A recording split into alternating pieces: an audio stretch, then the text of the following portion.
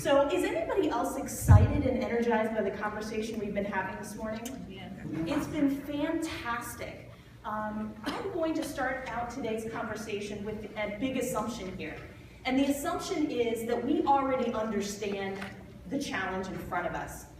We know the executive mandates that are out there. We know the levels of dissatisfaction are at the highest that they've ever been. Our friend from Forrester gave us some detailed information about that. Thank you, Rick. And we also know that the trust levels for Americans in the federal government is at the lowest level that it ever has been in history. Government has been slower than the private sector to change with the demographics. As the population has changed, as people have become more technologically connected, we have to create open channels and reach people where they really live. People, as we've said before, we've mentioned Amazon several times, we've already mentioned Zappos. They are a perfect example of the customer service mentality that we're looking for. And I want to take a minute just to talk about the differences. Now, we think a lot about customer service, and some of those principles are applicable to what we're talking about here, but there is an essential difference in what we're talking about between customers and the needs of citizens. There is no choice. As someone mentioned earlier, I think Lisa said, we have a monopoly on the folks that we're providing services to.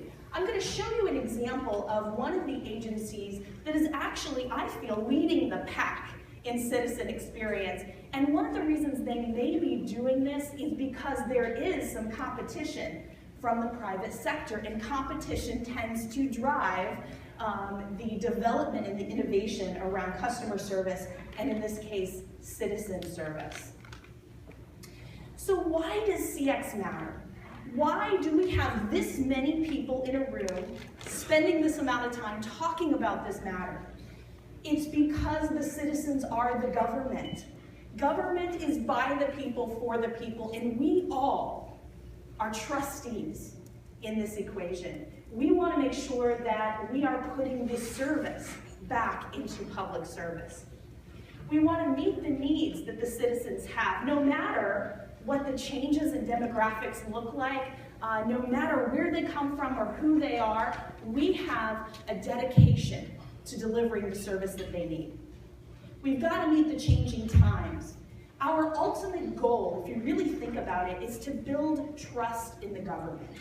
And as we start to do that, what you start to see is more increased citizen participation, engagement in the democratic process. Rick mentioned it earlier. It is critical and essential that as part of our government, we have the people interacting effectively with us, driving what we do in the experiences that we deliver. It also helps us improve transparency. As they start to see our processes, that helps us set expectations. Several folks on the panel mentioned the importance of setting clear expectations, whether it's knowing where your pizza is after you call Domino's or order on the online app, which I love, Lisa, by the way. I probably use it way too often. So as we're measuring the citizen experience, what we have to recognize is that there is quantitative data. And I love that we started the conversation this morning by talking about not only the need for quantitative data, but also qualitative data, and anecdotal evidence plays a big part in that. How are you delivering customer service can be measured. That citizen experience is all about a relationship. How do you measure something that can be as fuzzy and as touchy-feely as how people feel about you? That makes us all a little bit uncomfortable. We're used to measuring the tangible, and this isn't quite so clear-cut. But there are some ways in which we can start to do that. So we call it the 4 E's. We start with the effort. So what effort are we expending in the interaction in every touch point that we provide to the citizens that we serve? And what effort are they expending back to us? What have we both invested in this touch point? And what are the end results? Did we provide value for the time that we ask people to spend with us? The expectations are critical. We've mentioned that several times. Are we meeting the expectations that citizens have when they come to us? We know they don't drop those Zappos expectations when they call 1-800-MEDICARE, for example. They're still there. How do we meet those? And then engagement. How did the experience really unfold? Do we feel like we made a personal connection in that interaction? That's what helps to drive improvement in citizen experience. So foundationally, we're going to look at things like improving the performance of our staff and the systems that they use. I want to mention a program that was conducted in Peru. They did something called the Process Stopwatch. Anybody familiar with Process Stopwatch? It was really a program where they decided they were going to really try and understand how long a certain business process took. In one circumstance, for example, they were tracking the amount of time it took for someone to establish a small business. And they were trying to get more entrepreneurial engagement in the country. So all that they did was click a stopwatch and have someone start the process and measure and track the experience all the way through that life cycle. That is a great tool to help you understand the journey that a citizen is going through. And understanding what they've been through before they call your contact center, before they end up in your agency's office. You've been, in essence, where they are. So, as we're transforming the citizen experience, as I mentioned before, it's not just the tangible, it's how do we really measure and improve something that is inherently intangible? How do we measure these relational aspects? So we'll start with the transactional. Everybody latches onto that because it's easier to measure. So what people really want and need is instant gratification.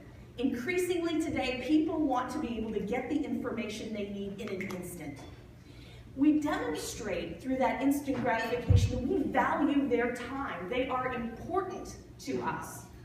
We look at things like first contact resolution. Martha, I thought it was fantastic that you were talking about the problem of measuring call duration. That is the most counterproductive measure that you can put into your SLAs for your contact centers. Focusing on first contact resolution and hiring folks, as we've talked about earlier on the panel, who really have that service mentality. Not folks who are fresh off the fryers, but folks who are critical thinkers. And then what we do is we empower them with good knowledge management, with effective resources to really solve the unique problems that they face. People want short calls, easily navigatable websites. As we move over to the integration side, multi-channel. We need to meet citizens where they want to be met. That means opening social media. That means opening things like web chat, which can be scary as you're thinking about the implications of that, but those are the things that are going to help drive the citizen experience. People want self-service. Now the good thing, as Martha was talking about constraints in budget and at the same time trying to provide world-class service, it's about shifting the way that you're spending those limited dollars. Self-service not only drives higher citizen experience, but it also reduces the volumes coming into your physical offices, calling into your contact centers, sending email. The greatest indication that you have successfully implemented citizen experience is by the call you never get. And that is the most powerful measure. So how do you measure something that never happened? It's about tracking and trending over time, understanding how that data can inform your decisions. They want flexible, varied experiences. They want seamless accessibility and a unified experience. So one of the things I want to mention is the cross-agency connections that need to be made. You may not have the data about your citizens, but somebody else does. Is anybody here from Census? Awesome. There's the guy who has some data. So don't all mob him at once after the event is over. So look for opportunities to band together, to share the information that you can share, to find out what you can find out about the citizens who may be calling you, not only now, but in the future, being proactive. So as we look at the relational side of the coin, it's about significance. Do people feel when they're interacting with you like they are important, that their time is valuable, that their concerns are considered important to you? The agency needs to come across as compassionate, as empathetic in every touch point and every interaction. We also need to provide personalized service. So the customized interaction is absolutely critical. People are unique snowflakes. We know that. So every issue they're calling in with, even if you've heard it 25,000 times and we have a script or a knowledge management object to help us deal with that, there are always variables within that equation that can allow somebody with a citizen-centric focus to make that a highly individualized experience. And when people have those kinds of experiences, guess what happens? They tweet. And when they tweet, you can measure it by putting in social media monitoring tools. And as you start to analyze that data and really understanding who people are who are contacting you and what their needs and expectations are and the kind of experiences they're having, guess what? You can stop being reactive and you can start being proactive. So you're ready to meet the challenges and the issues they have before they ever get to you. So we've talked about creating a customer-centric culture. I would actually say we need to focus on the citizen in every decision that we make. This isn't about the folks who are just on the front line. This isn't about the folks who are the chief customer officer. They're integral into this process, but it's everybody in between. So Rand was talking earlier about mapping the inputs and the levers all the way back through the process. He's absolutely spot on. It's everyone's responsibility to help improve the citizen experience, from top to bottom and everywhere in between. So the worst thing we can do in this equation is to say, it's just the contact center's responsibility. Or we've put, a chief customer officer in place, our CX should automatically get better. Well, no, it's not just their responsibility. It needs to be owned and facilitated by every level within the organization.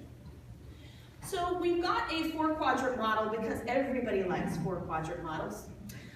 It's really starting with channel transformation. So let's say that you have a contact center and it is just focused on phone.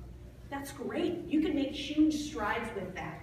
The next leap is to really go into the optimization within that channel, connect and open other channels, and then start building bridges within other departments in your agency by consolidating contact centers and websites and really growing into cross-agency connections.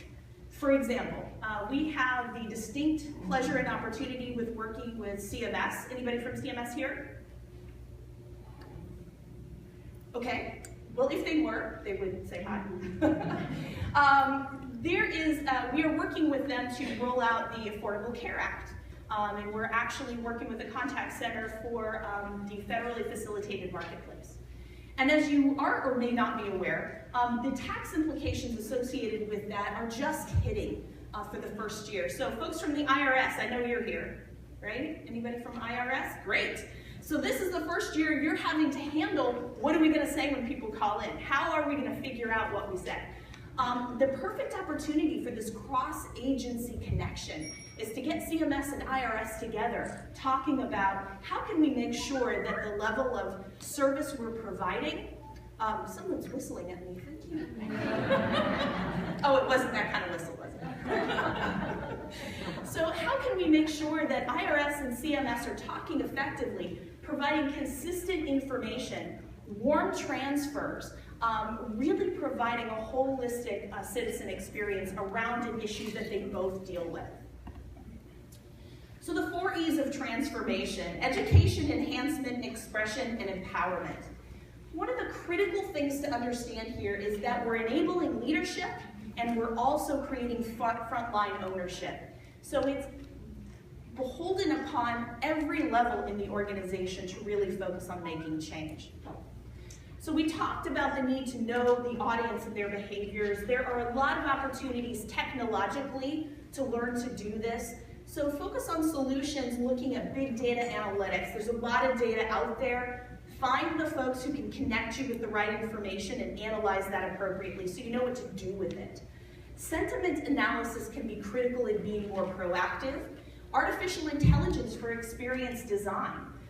Really having the tools to be more predictive and create an experience that is effective and meets the needs of your citizens. And then of course you want to look at the old standards like user experience for digital media. I've looked at y'all's websites. Some of them are fantastic. Some of them could use a little bit of user experience design. That's why we're here today. So as we're setting the direction to elevate the citizen experience, it's all about creating a meaningful and emotionally compelling vision. And for those of you just starting this journey, I would advise you to start with the vision. What do you want to build within the fabric of your agency? How are you going to tie citizen outcomes to the key performance indicators that you're measuring every day? That is going to help drive the cultural change that's required to really make a difference. Focus on the things that citizens value, not what your agency values.